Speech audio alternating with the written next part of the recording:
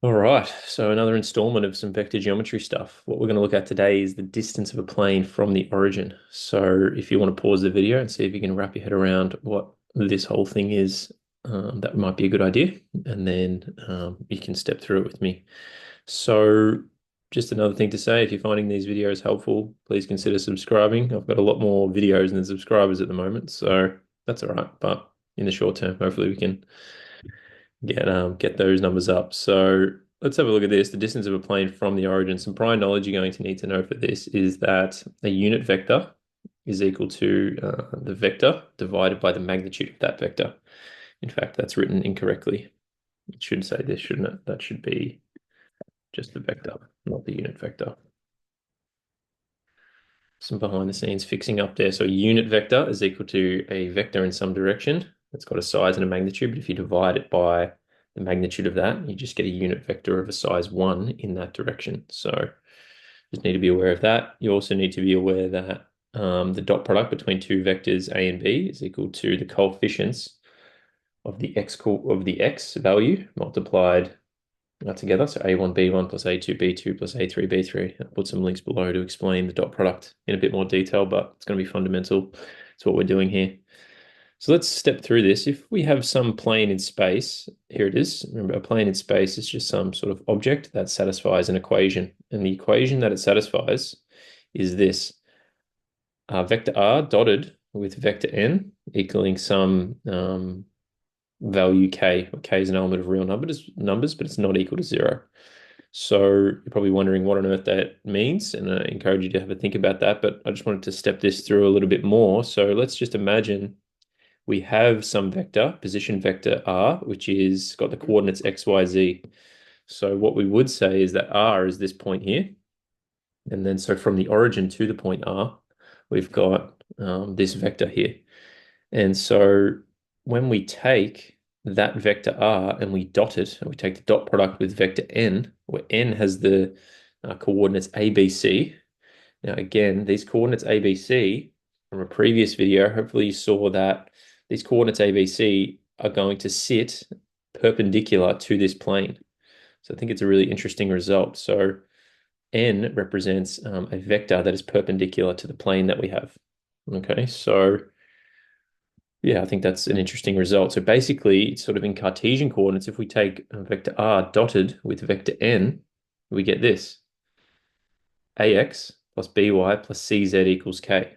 So just like in linear relations, we get ax plus by equals k. In 3 dimensions, you get ax plus by plus cz equals k. And that's sort of the Cartesian equation that defines this whole plane. But you can see that a simpler way to write it would just be vector r dot product with vector n equals k. And, just again, to really drive this home, you need two bits of information to define a plane in space. You need a normal vector, which is n in our case, because remember, if you have the direction of the normal vector, that tells you the orientation of the plane in space. It doesn't have a choice. If you've got some vector n defined in space, then defined as normal to a plane, then that plane has to have that orientation. And then if you get given some other point r, then that's all the information you need to define that plane. Okay, so that's an important idea there. So that's sort of what it is in Cartesian coordinates. Okay, let's keep going here. Let's imagine that there's some point M, and I think you would agree with this. There is some point M on the plane that is closest to the origin. So we're going to put that here, and you can see that that's on the plane. Okay, so that point there, we sort of want to know what is the distance from the plane to the origin. So what is this distance here, essentially, is what we're trying to work out. And what we can say is the following. We can say, again, that we've got some unit vector n. So again, we have to have a perpendicular vector to the plane, and we're going to just take that to have a size of 1. So we're going to call that the unit vector n. So that's pointing perpendicular to the plane from the point M in this case. And so that is going to help us define this distance, because from the origin to the point M, we're going to call that vector OM. And essentially what we want to do is we want to know the size of that vector. So what we can do is we can set up the following equations. So we say point M is closest to the origin. So we know that OM is equal to some M, some scalar value M that is a multiple of the unit vector n. So again, just think about that. Remember, unit vector n is perpendicular to the plane. So this distance must be some multiple of n, okay? Because, you can imagine that vector OM is a scaled up or scaled down version of the unit vector n. So hopefully that sort of seems obvious from this sort of diagram here. OM is a scaled up or scaled down version of unit vector n that's perpendicular to the plane. And so what we can say, we know that M is on the plane. We know that this point M is on the plane. So we know that if it has to satisfy this plane equation, vector R dotted with vector N has to equal K. But again, M is on the plane.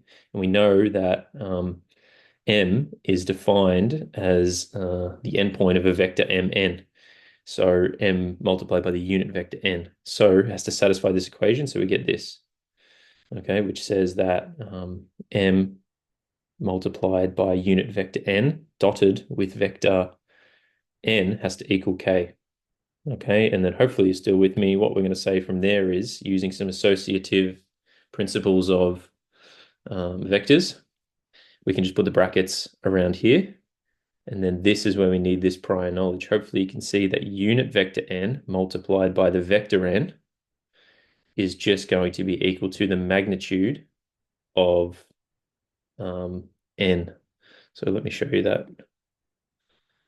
So you get m multiplied by the magnitude of vector n is equal to k. And so our sort of final conclusion is, if we just rearrange this, that m, so m is the distance from the origin to the plane is equal to k divided by the magnitude of vector n, where m is the sine distance to the plane. Now this is a bit confusing. We talk about sine distances.